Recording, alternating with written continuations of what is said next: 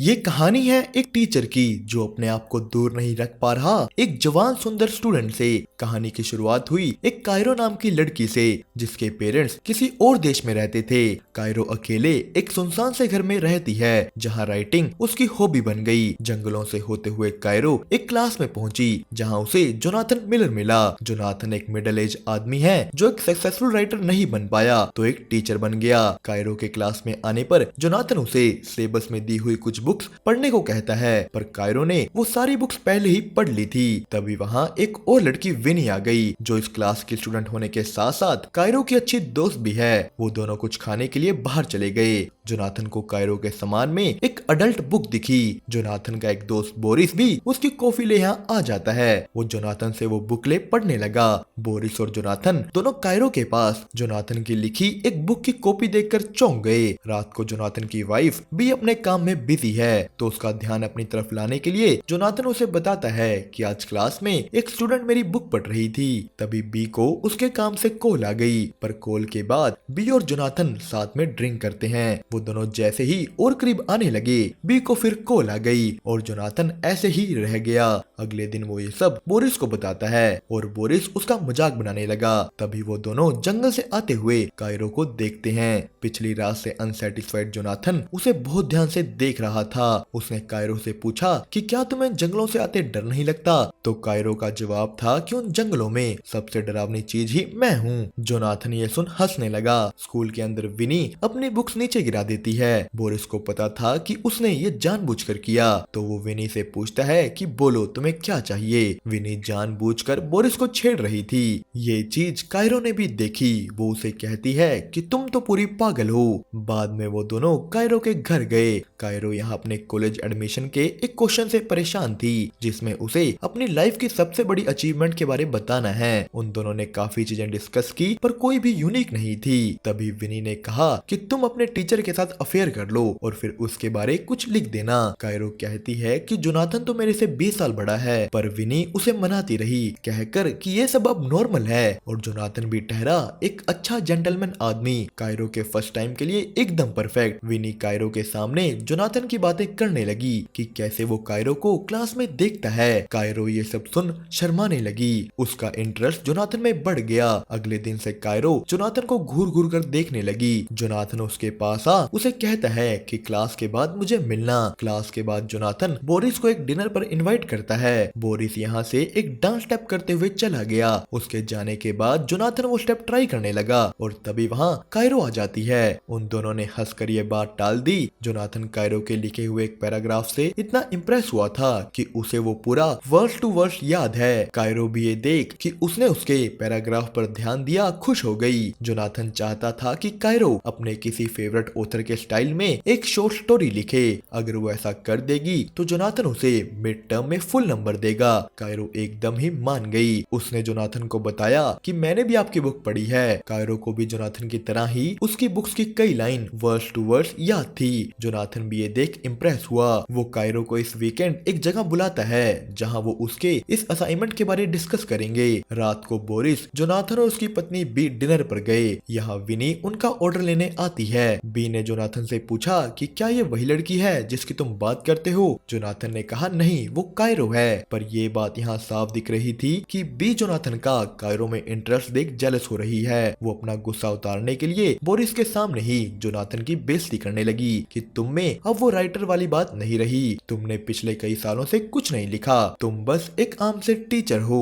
Weekend पर Cairo Jonathan की बताई एक जगह पर गई। जोनाथन उसके पीछे से आ पास में बैठ गया। यहाँ एक आदमी पोएम बोलने लगता है। जोनाथन बहुत ध्यान से वो पोएम सुन रहा था और कायरो जोनाथन को ही देखी जा रही थी। पोएम के बाद बाहर आ कायरो ने एक सिगरेट जलाई। जोनाथन भी उसके साथ सिगरेट शेयर करने लगा। अगले दिन कायरो जोनाथन के सामने होठ से कपड़े डालकर आती है। बोरिस ने जब इसके बारे पूछा तो कायरो ने कुछ नहीं कहा। जब बोरिस वहाँ से चला गया कायरो जोनाथन के साथ बैठ बातें करने लगी। उन दोनों की करीबियां बढ़ रही थी। क्लास की तरफ जाते हुए जोनाथन को उसकी वाइफ का मैसेज आया। कहीं बाहर घूमने चलने को लेकर। तो क्लास के अंदर कायरो जोनाथन को अपने फेवरेट ऑथर के बारे में बताती है, जिसके स्टाइल में वो स्टोरी लिखेगी। जोनाथन अपने घर जाने की जल्दी में था तो उसने जल्दी में ही हामी भर दी। उसके जाने के बाद विनी जोनाथन के टेबल पर चढ़ कायरो को छेड़ने लगती है। तभी जोनाथन को मिलने वहाँ बोरिस आ गया। विनी बोरिस को छेड़ने लग गई। वो उसका फोन अपने कपड़ों में डाल लेती है, पर यहाँ कायरो को अपना फोन नहीं मिल रहा। दूसरी तरफ जोनाथन का उसकी वाइफ के साथ जाने का प्लान कैंसिल हो गया क्योंकि वो अपने काम में बिजी थी। तभी जोनाथन को एक कॉल आई कायरो की तरफ से। दरअसल जोनाथन गलती से अपने बैग में कायरो का फोन ले आया है। जोनाथन और उसकी वाइफ का प्लान तो वैसे भी कैंसिल हो गया था, तो जोनाथन कायरो को उसका फोन देने के लिए निकल गया। वो जब कायरो के घर के बाहर पहुंचा, वहाँ बारिश होने लगी और कायरो एक पतली सी ड्रेस डाल जोनाथन की तरफ आई। दोनों एक दूसरे को देखने लगे। दोनों ने किस की। इसके बाद जोनाथन वापिस अपने घर आ गया। यहाँ कायरो ने उसे एक मेज हैंड किया। जोनाथन की वाइफ उसे कहती है कि तुम्हारे यहाँ होते हुए मैं अपना काम नहीं कर पा रही। तो जोनाथन वहाँ से एक छोटे से कैबिन में चला गया। यहाँ जोनाथन ने कायरो की भेजी हुई स्टोरी प्रिंट की। वो उसे पढ़ने लगा। ये एक अडल्ट स्टोरी थी जिसमें जोनाथन और कायरो जैसे ही एक स्टूडेंट और टीचर की बात की गई है। जोनाथन ये सब देख एक्साइट हो गया। उसने अपनी पैंट खोल ली, पर अगले दिन सब बदल जाता है। क्लास में जोनाथन कायरो को वैसे नहीं बुलाता जैसे पहले बुलाया करता था। कायरो ने पूछा क्या हुआ, तो जोनाथन कहता है कि उसे उसकी स्टोरी बिल्कुल पसंद नहीं आई, उसमें बहुत ज्यादा गलत चीजें हैं। कायरो ने जब कहा कि ये सब हमारे बारे है, तो जोनाथन साफ साफ कह देता है कि हमारे बीच ऐसा कुछ भी नहीं है, हम बस एक टीचर और स्टूडेंट हैं और कुछ भी नहीं। ये सुन कायरो का दिल पूरी तरह टूट गया। जोनाथन उसे कहता है कि या तो ये सब दोबारा लिखो या मैं तुम्हें मिड टर्म में फेल कर दूंगा। कायरो ये सब सुन और गुस्सा हो गई। वो कहती है कि मेरी स्टोरी एकदम परफेक्ट है, तुम बस डर रहे हो कि जो तुम नहीं लिख पाए वो मैंने लिख दिया। कायरो जोनाथन को नीचा दिखाने के लिए उसे एक आम सा राइटर कह देती है। उसने कहा कि दम है तो अब मुझे फेल करके दिखाओ। कायरो रोते हुए घर जा विनी के साथ ड्रिंक करने लगती है। दूसरी तरफ जोनाथन के चेहरे पर भी टेंशन साफ दिख रही थी। जोनाथन की बीवी के पूछने पर कि क्या हुआ, जोनाथन उसे कायरो की लिखी स्टोरी के बारे में बताता है। स्टोरी की लाइन सुनकर वो भी एक्साइट हो गई, पर जैसे ही वो दोनों कुछ कर पाते वहाँ बोरिस आ जाता है। जोनाथन फिर से ऐसे ही रह गया।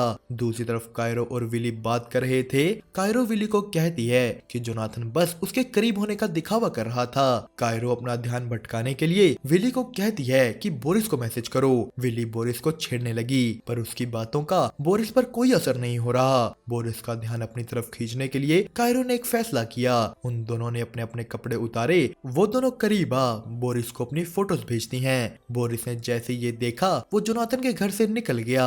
तभी जोनाथन की बीवी को जोनाथन के स्कूल से फोन आता है। कायरो और उसके बारे वहाँ पता लग चुका था। उसकी बीवी ये जान चौंक गई कि एक स्टूडेंट की लिखी हुई स्टोरी की वजह से इतना सब क्यों हो रहा है। वो जोनाथन से पूछती है कि क्या उस लड़की और तुम्हारे बीच कुछ और भी हुआ। जोनाथन ने साफ मना कर दिया। अगले दिन कायरो क्लास में नहीं आती। वो वाइस प्रिंसिपल के ऑफिस में थी। वाइस प्रिंसिपल ने दोनों कायरो और जोनाथन से पूछा कि ये सब क्या चल रहा है। कायरो ने साफ साफ सब बता दिया कि जोनाथन ने मुझे मिड टर्म असाइनमेंट एडवांस में दिया, हमने साथ में सिगरेट पी, हम स्कूल के बाहर भी मिलते रहे, पर जब बारी जोनाथन की आई तो वो सवालों के जवाब देने में हिचकिचा रहा था। इस हिचकिचाहट को देख वाइस प्रिंसिपल सब समझ गई और उसने जोनाथन को नौकरी से सस्पेंड कर दिया। ऑफिस के बाहर बोरिस जोनाथन को समझाता है कि तुम्हें अपनी लिमिट्स देखनी चाहिए थी और अब लिमिट क्रॉस करने की वजह से तुम्हारी ऐसी हालत है। बोरिस वहाँ से चला गया। घर जा जब जोनाथन ने बताया कि उसे नौकरी से निकाल दिया गया है, उसकी बीवी को उस पर शक होने लगा। वो फिर से उससे पूछती है कि क्या तुम दोनों के बीच कुछ हुआ, पर जोनाथन ने फिर मना कर दिया।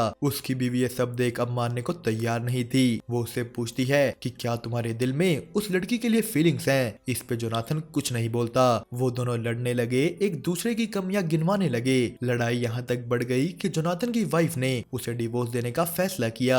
दूसरी तरफ विनी कायरो से मिलती है। उसने कहा कि तुमने जो किया उस वजह से जोनाथन की नौकरी तक जा सकती है, पर अब कायरो को इस बात से कोई फर्क नहीं पड़ता।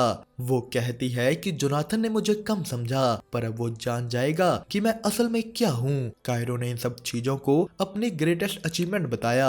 आखिर में कायरो कहती है कि ना अब जोनाथन के पास उसकी नौकरी है ना उसकी वाइफ। क्या अब वो आखिरकार लिख पाएगा? दोस्तों, ये मूवी मिलर्स गर्ल हुई यहीं पर खत्म। आपको इसकी एक्सप्लेनेशन कैसी लगी हमें कमेंट करके जरूर बताना। साथ ही साथ और भी ऐसी वीडियोस देखने के लिए वीडियो को लाइक और चैनल को सब्सक्राइब करना मत भूलिएगा।